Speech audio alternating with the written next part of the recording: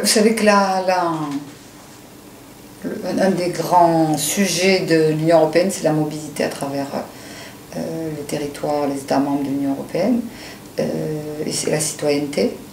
Et le bénévolat ou le volontariat, selon comment on l'appelle en français, alors qu'il y a un seul mot en anglais bien sûr, est une activité qui est commune à tous les États membres. L'Europe fait souvent des supervisions sur les territoires pour voir quelles sont les valeurs communes. Et le volontariat est une des valeurs communes à travers les États membres.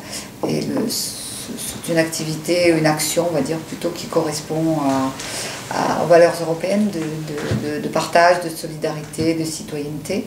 Le fait que c'est une activité qui est premièrement dirigée vers les autres, vers le grand public, et deuxièmement qu'elle est bénévole, c'est-à-dire qu'elle n'est pas faite contre rémunération. Ça correspond vraiment aux valeurs que l'Europe voudrait développer. L'Union européenne s'est aperçue que sur sa population de 500 millions d'habitants, il y avait plus de 100 millions de citoyens qui étaient investis dans des actions bénévoles et volontaires dans tous les domaines de la société, ce qui fait que l'Union européenne a décidé d'essayer de favoriser, de développer le bénévolat ou le volontariat, ça dépend de quel point de vue on se place.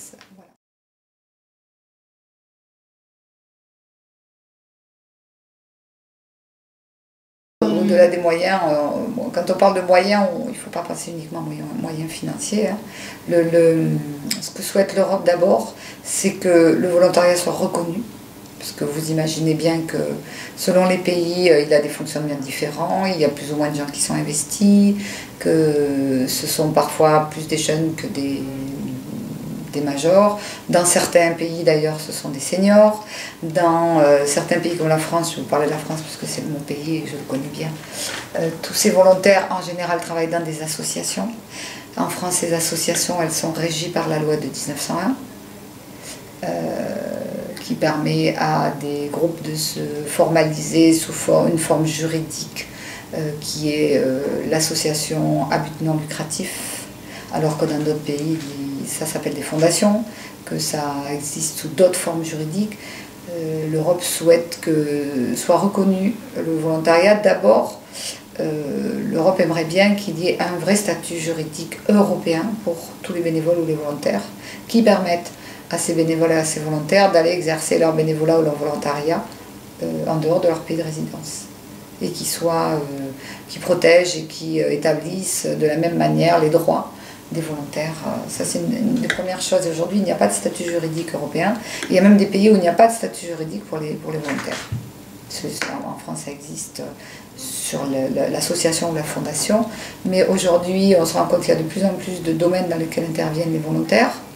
Quand on les regarde, il y a évidemment un des grands domaines, c'est l'aide humanitaire, ou aujourd'hui l'aide sociale, l'assistance aux personnes qui sont dans la difficulté, que ce soit des personnes dans la pauvreté, dans la précarité, dans le handicap, dans le domaine du vieillissement, où aujourd'hui de plus en plus de personnes, on parle beaucoup de dépendance, donc de plus en plus de personnes interviennent auprès des personnes âgées, justement pour leur permettre de rester indépendantes le plus longtemps.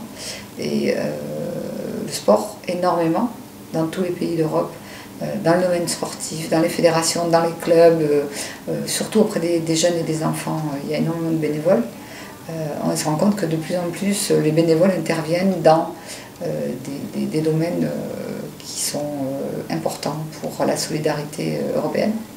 Donc l'Union européenne voudrait asseoir juridiquement les structures et les personnes pour des problèmes de responsabilité, déjà. Donc là, on a, je pense, dans le domaine juridique, quelque chose à faire.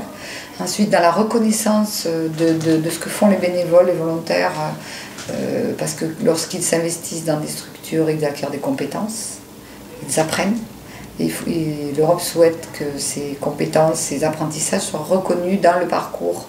Vous savez que nous travaillons beaucoup à un programme qui s'appelle Long Life Learning, c'est-à-dire la formation tout au long de la vie, et que quand on est volontaire, on passe 1 an, 10 ans, 20 ans, parfois beaucoup plus, dans ces structures-là, on apprend. On apprend d'abord à travailler avec les autres et puis on acquiert des compétences. Je parlais du domaine sportif. Quand on est jeune ou quand on est retraité, qu'on intervient dans une association sportive ou dans une fédération à titre bénévole, on acquiert des compétences et c'est important pour l'apprentissage tout au long de la vie. Et puis il y a des programmes européens qui existent. Les programmes pour la jeunesse, les programmes pour la mobilité, les programmes d'échange d'expériences. Et l'Europe aimerait bien qu'aujourd'hui, hier, dans la commission éducation, a été présenté, enfin nous avons procédé au premier échange de vues pour un rapport d'initiative sur le volontariat transfrontalier.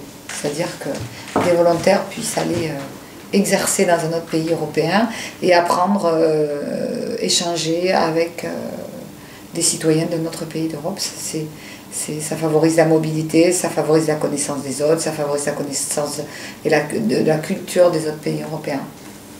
Il y a des finances dans ces programmes et l'Europe souhaite favoriser ces financements et puis surtout il y a un énorme focus sur l'information. C'est-à-dire essayer d'informer les citoyens des possibilités de s'investir dans le volontariat, à quelles conditions juridiques, de protection, d'acquisition de compétences et de mobilité. Il y aura un énorme volet pour l'année du volontariat sur l'information des possibilités, des programmes dans le domaine du volontariat et des domaines dans lesquels le volontariat peut s'exercer.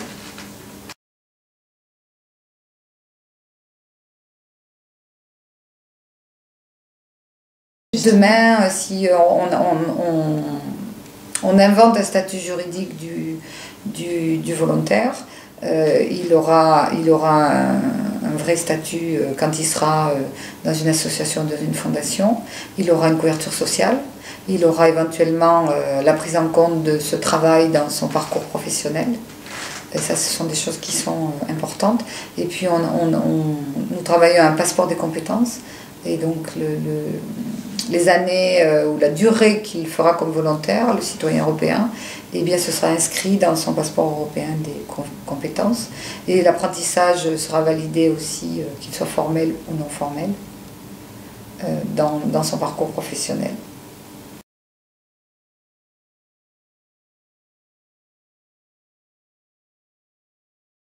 Je suis dans une fédération sportive. Et non seulement je suis bénévole, mais je paye à cette fédération de cotisation annuelle, qui est une fédération de rugby A13, qui est un rugby qui est surtout dans le sud de la France où j'habite. Et je participe à cette fédération, à l'organe de décision. Voilà.